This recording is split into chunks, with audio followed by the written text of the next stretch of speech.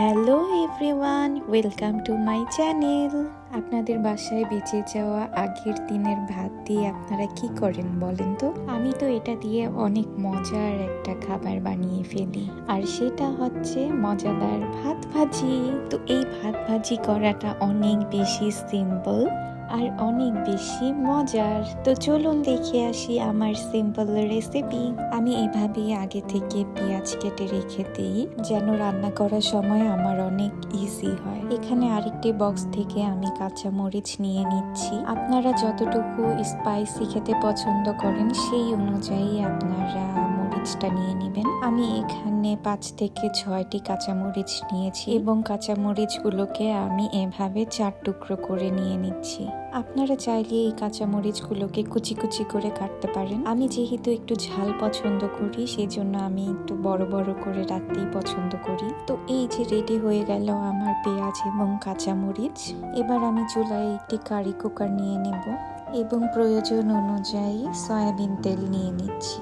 এবার কেটে রাখা পেঁয়াজ মরিচগুলো আমি তেলের মধ্যে দিয়ে দিব। অবশ্যই খেয়াল রাখবেন তেলটি যেন হালকা গরম হয়। আমি প্রতিবারই একই ভুল করি, তেল না গরম হতেই আমি পেঁয়াজ মরিচগুলো দিয়ে দিই। খেয়াল রাখতে হবে পেঁয়াজ মরিচগুলো যেন অনেক বেশি ভাজা না হয়ে যায়। হালকা একটা ব্রাউন কালার আসা পর্যন্ত আমরা পেঁয়াজ মরিচটাকে ভাজবো।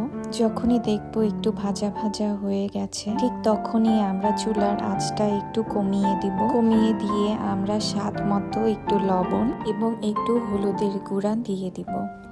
দেন এটা 10 থেকে 15 সেকেন্ডের মতো আমি একটু নাড়াচাড়া করব। তারপর আমি এখানে আগে থেকে বের করে রাখা ভাতগুলো দিয়ে দেব।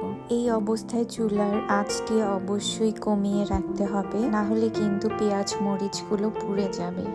তারপর 3 থেকে 4 মিনিট আমি একটু অল্প আঁচে ভেজে নেব ভাতটা। তারপরেই রেডি হয়ে যাবে আমাদের মজাদার ভাত ভাজি। রান্না করতে করতেই আমার অনেক ক্ষুধা লেগে গিয়েছে, যার কারণে আমি সাথে সাথে গরম ভাত প্লেটে নিয়ে নিয়েছি এবং দেখেন সাথে সাথে আমি এত গরম ভাত আবার খেতেও শুরু করে দিয়েছি। এটা কিন্তু আসলেই অনেক মজা হয়ে থাকে। চাইলে আপনি এটার সাথে এক্সট্রা ভাবে ডিম এবং অন্যান্য সবজি মিক্স করতে পারেন। তো আমার এটা এভাবেই পছন্দ। আপনারা এটা অবশ্যই ট্রাই করবেন এবং আমাকে জানাবেন। এখনকার মতো bye, see you in the next video. আর অবশ্যই আমার চ্যানেলটা সাবস্ক্রাইব করতে ভুলবেন না।